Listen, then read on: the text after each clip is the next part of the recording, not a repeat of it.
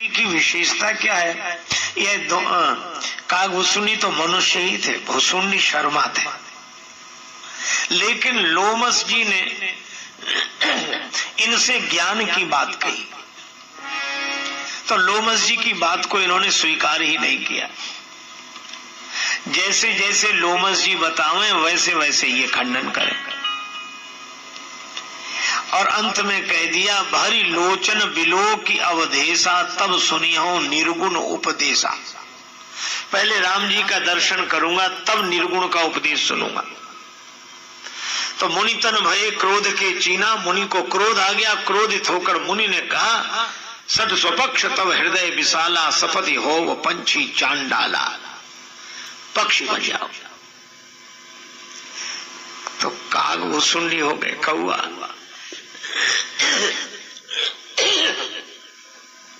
पर श्री कागभूषुंडी जी ने कौआ होना तो स्वीकार किया, पर मुनि के चरणों में प्रणाम करके चले गए। मुनि मति पुनि फेरी भगवान, फिर बुलाया, तुम पक्षी तो हो गए, लेकिन इतना प्रेम है तुम्हें राम जी से। कागभूषुंडी जी ने कहा, राम भगति जल मम मन मीना, किमि बिलगाय मुनीश प्रवीणा।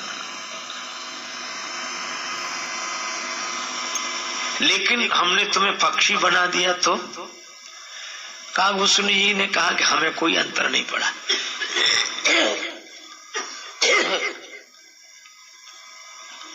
अब मुझे जो भी देखेगा कोई समझाएगा नहीं। क्यों? सूरदास खलकारी कामरी चढ़े न दूजो रंग। हमें काले रंग में देखेगा कोई नहीं समझाएगा। अजाओ महाराज दशरथ के यहाँ जाकर अपना परिचय देना पड़ता तो वो भी नहीं देना पड़ेगा। अच्छा, और फिर मेरे पांव नहीं रहे, पंख मिल गए, अब मैं उड़कर आराम से भगवान तक पहुंच जाऊंगा। भूषुंडी शर्मा रहता तो बताना पड़ता कहां से आया, कौन गांव, कहां का रहने वाला। फिर बड़ी मुश्किल से महाराज दशरथ के भवन में एक आध दिन प्रवेश मिलता। लेकिन कौए को तो कुछ पूछना ही नहीं है, यह तो उड़ेगा सीधे आंगन में उतर जाएगा। इसलिए आपकी बड़ी कृपा, हम प्रसन्न हैं। तो कागभूषुंडी हैं व्यक्ति, लेकिन बन गए पक्षी। क्यों? भक्ति का पक्ष। और गरुड़ जी भी पक्षी हैं,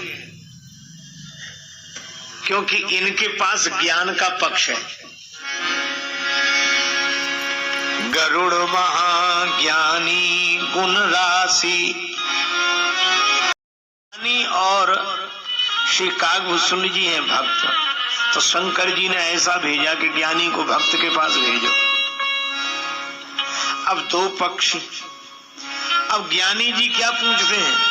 गरुड़ जी कह रहे हैं कि ज्ञान और भक्ति में क्या अंतर है, और कागभूषुंडी जी कहते हैं कि भक्ति और ज्ञान में कोई भेद नहीं है। एक ज्ञान पहले कह रहा है, एक भक्ति पहले कह रहा है। तो दो पक्षी हैं। और शंकर जी की वह बात, समुझई खग खग ही की भाखा। और इसलिए श्री कागभूषुंडी जी ने ऐसी कथा सुनाई, ऐसे समझाया कि गरुड़ जी समझ गए। और शिव जी आनंदित होते हुए कह रहे हैं कि कौए से समझेंगे तो किसी से जाकर नहीं कहेंगे कि हमें किसने समझाया। गरुड़ जी समझ गए, बड़े आनंदित हुए। फिर वे पूछते हैं कि आपको यह शरीर कैसे मिला? तो श्री कागभूषुंडी जी शरीर की कथा भी शंकर भगवान से जोड़ते हैं। कहते एक बार कलयुग में मेरा जन्म हुआ। उस कलयुग में मेरा जन्म अयोध्या में हुआ, शूद्र परिवार में हुआ। पर यद्यपि रहो रघुपति राजधानी, लेकिन तो भी मैंने अयोध्या का प्रभाव समझा नहीं। अयोध्या में पड़ गया अकाल, नर नारी मरे भूखों।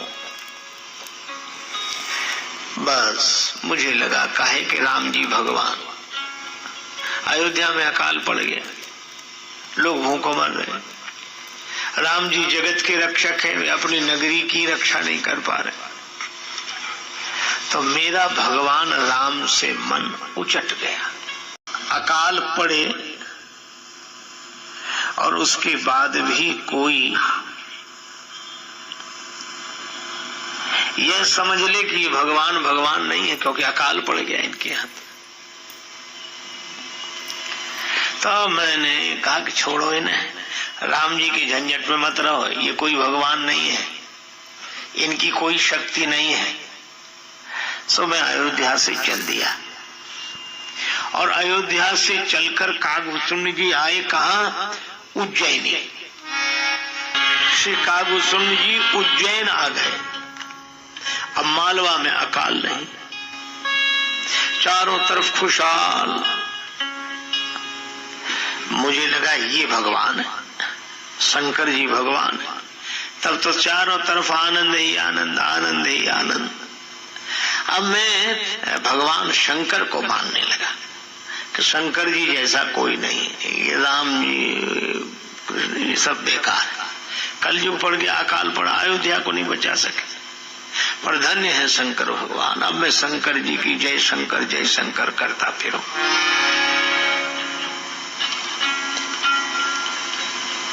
अब विचार करो, शंकर जी जहां वहां आनंद ही आनंद। और यह तो ठीक है, लेकिन अब इसका यह मतलब नहीं कि राम जी गलत है। और कागभूषुंड जी के मन में यही बात बैठ गई। एक गुरुदेव थे, गुरुदेव से कहा आप मुझे पढ़ा दिया करो, और इतनी विनम्रता से कहा कि भीतर तो अभिमान भरा था पर बाहर से मैं नम्र था। मेरे इस नम्रता के नाटक पर एक ब्राह्मण देवता इतने प्रसन्न हुए कि उन्होंने मुझे सही में विनम्र समझ लिया, और ब्राह्मण देवता पुत्र की तरह मुझे पढ़ाने लगे। मैं पढ़ता गया और पढ़ लिख कर गुरु जी का ही विरोध करने लगा। कुछ लोग होते हैं भस्मासुरी वृत्ति के, कि जो ज्ञान दे सबसे पहले विरोध उसी का।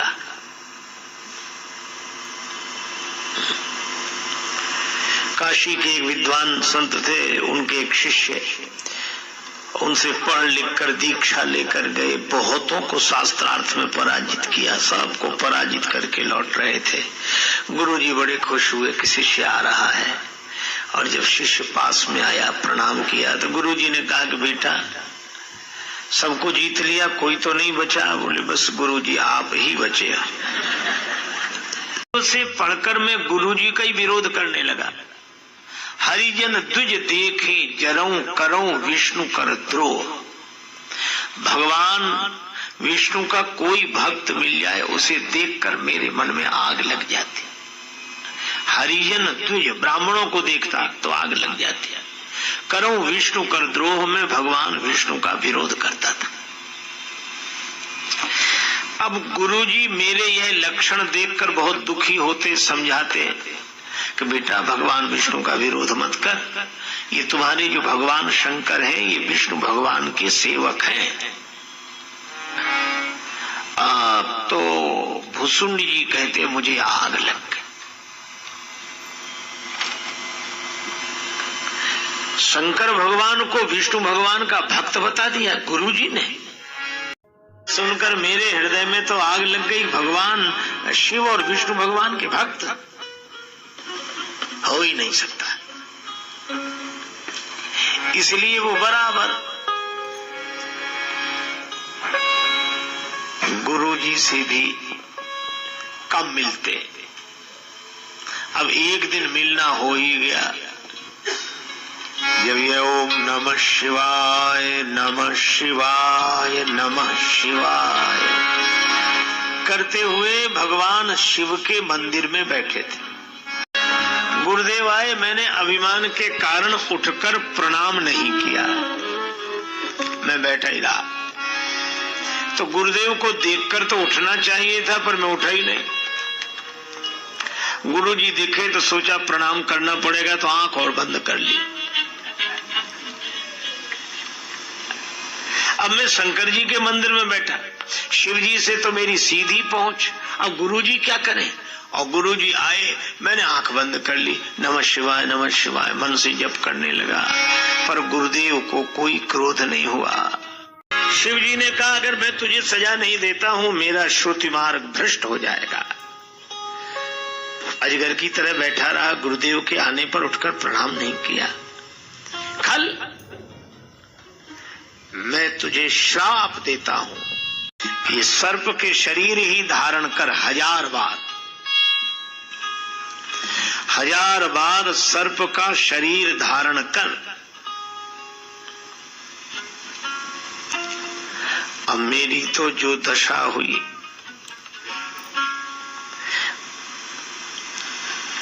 मैं न शंकर जी से कुछ कह सकता, अब करूं क्या, श्राप मिल गया। लेकिन गुरुदेव ने कहा, हे शंकर भगवान, यह बालक आपकी माया के बस में, इस पर क्रोध न करें। और एक स्तुति की ब्राह्मण देवता ने, नमामि शमीशान निर्वाण रूपम नाम जपम नैव पूजा, मैं तुम्हारा जप नहीं जानता, पूजा नहीं जानता। हे देवादिदेव महादेव, कृपा करो, प्रसन्न हो। ऐसे स्तुति की गई तो भगवान शिव फिर बोले, सुन भाई, तुम्हारे गुरुदेव को तो क्रोध है नहीं, और उन्होंने ही प्रार्थना की है, तो उनकी प्रार्थना पर एक संशोधन मैं कर रहा हूं। 1000 शरीर तो तुझे सर्प के मिलेंगे, पर तू जब चाहेगा तब उस शरीर को छोड़ देगा। इच्छा मृत्यु, जब चाहेगा तब छोड़ देगा। और जन्मत मरत दुषह दुख होई, वह जन्म मरण का दुख तुझे व्यापेगा नहीं। ऐसे परिवर्तन किया। मैं गुरुदेव के चरणों में लिपट गया। आपने बचा लिया गुरुदेव। गुरुदेव ने हृदय से लगाया, वत्स, मैं तुम्हें पहले ही कहता था कि शिव जी की भक्ति तो करो, पर भगवान विष्णु का विरोध मत करो। शंकर जी भगवान विष्णु के अत्यंत प्रिय हैं। शंकर जी उनके सेवक हैं, वे शंकर जी के सेवक हैं। इसलिए मैं मना करता था, तुम नहीं माने और मेरा तक विरोध करते रहे। तुम्हारा कल्याण हो, तुम्हें सर्प शरीर मिलेगा, 1000 शरीर मिलेंगे। अब हमारा तुम्हारा संबंध यहीं तक है। मैं रोने लगा। गुरुदेव ने हृदय से लगाया, आशीर्वाद दिया। उसके बाद मेरा शरीर छूट गया और मुझे सर्प का शरीर मिला। मुझे जो शरीर मिलता मैं उसे छोड़ देता। मुझे जन्म मरण का दुख नहीं होता था। इस तरह मैंने 1000 शरीर छोड़े और अंत में ब्राह्मण कुल में मेरा जन्म हुआ, भुसुंडी शर्मा के नाम से। तो आपको कोई कष्ट तो नहीं हुआ? नहीं, मुझे न जन्म का कष्ट न मरण का कष्ट, पर एक कष्ट है जो अभी तक दूर नहीं हो रहा। कौन सा? एक शूल मोही बिसर न काऊ,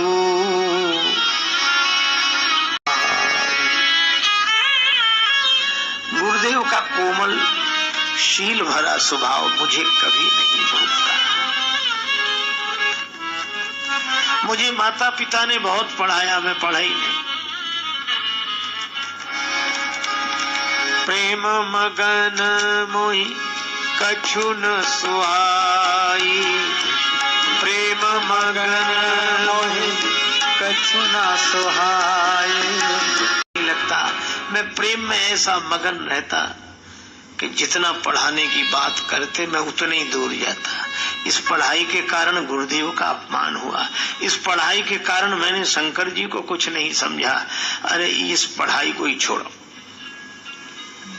अरे पढ़ने पर व्यक्ति पंडित होता है। अशोच्यानन्वशोचस्त्वं प्रज्ञावादांश्च भासिसे, गता सून अगता सूनस्य नानुशोचन्ति पंडिताः। श्रीमद् भगवत गीता में भगवान श्री कृष्ण यही कहते हैं कि तुम अशोच का सोच कर रहे हो, लेकिन जो चले गए हैं या जाने वाले हैं उनका सोच पंडित जन नहीं करते। तो जो दूसरों का सोच न करे वो है पंडित। और जिसने 1000 बार खुद मर के देख लिया हो, जन्म लिया जिया मरा, जन्म लिया जिया मरा, जन्म लिया जिया मरा, 1000 बार अपने पर जिसने प्रयोग किया हो, उससे बड़ा पंडित और कौन होगा। इसीलिए पढ़ाई की जरूरत नहीं, वह पढ़ लिया। अच्छा, दूसरी भाषा कबीरदास जी की है, 2.5 आखर प्रेम का पढ़े सो पंडित होए। प्रेम के 2.5 अक्षर, इनको कोई पढ़ ले तो कबीर दास जी की तरह ये श्री भूसुंडी जी भी 2.5 आखर पढ़े हैं प्रेम का, और इसीलिए इनको लगता है कि बस भगवान का भजन। रे मन तू 2 अक्षर पढ़ ले, रे मन तू 2 अक्षर पढ़ ले। मुझे कुछ अच्छा नहीं लगता, बालक मिल जाते उनके साथ खेलता, खेलूं तहां बालकन मीला, करूं सदा रघुनायक लीला। और जब माता पिता काल के बस में हो गए तो मैं भगवान को पाने के लिए चल पड़ा। अब जो महात्मा मिले सो यही कहे, जही पूछूं सोई मुनि असकाई, ईश्वर सर्वभूतमय आई। सब यही कहते, परमात्मा तो सब जगह है, कण कण में है, क्षण क्षण में है, हर जगह। मैं कहता वो सब ठीक है, लेकिन भगवान मिलेंगे कहाँ, सो बताओ। लोग हंसते, ज्ञान तो सबको होता है, लेकिन भक्ति की तुष्टि ज्ञान से नहीं भगवान से होती है। भक्त तो भगवान को देखना चाहता है, वे कहाँ हैं, वे कैसे मिलेंगे। मेरे गम से बेखबर गर श्री राम आप होंगे, बर्बाद में हुआ तो बदनाम आप होंगे।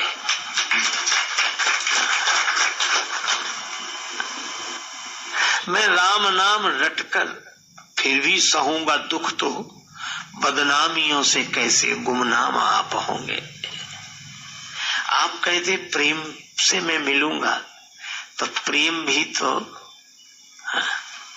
नैनों से प्रेम जल की वर्षा तभी तो होगी, कब घन बन के जब हृदय में घनश्याम आप होंगे। राजेश है तुम्हारा तो उसके दोष गुण के आगाज आप होंगे, अंजाम आप होंगे। लगा ये लोग कम जानते होंगे तो हम थोड़ा आगे बढ़ गए, आगे बढ़े तो मिल गए लोमस जी। लोमस जी ने ये कहा कि ईश्वर तो तुम्हारे भीतर ही है, तुम ही हो। अब यह बड़ी कठिनाई। देखो बात तो बिल्कुल ठीक है, लेकिन भक्त से कही जा रही है। यह बात ज्ञानी को समझानी चाहिए, पर बात भक्त से कही जा रही है। ये वैसी है जैसे किसी के कार के पहिए की हवा निकल जाए और वो अपनी गाड़ी लेकर खड़ा हो जाए बीच सड़क पर और फिर पूछे कि भैया हवा कहाँ मिलेगी, और कोई कहे हवा कहाँ नहीं है, हवा तो सब जगह है, हवा में ही तुम खड़े हो, और जिसमें तुम खड़े हो उसी को पूछ रहे हो।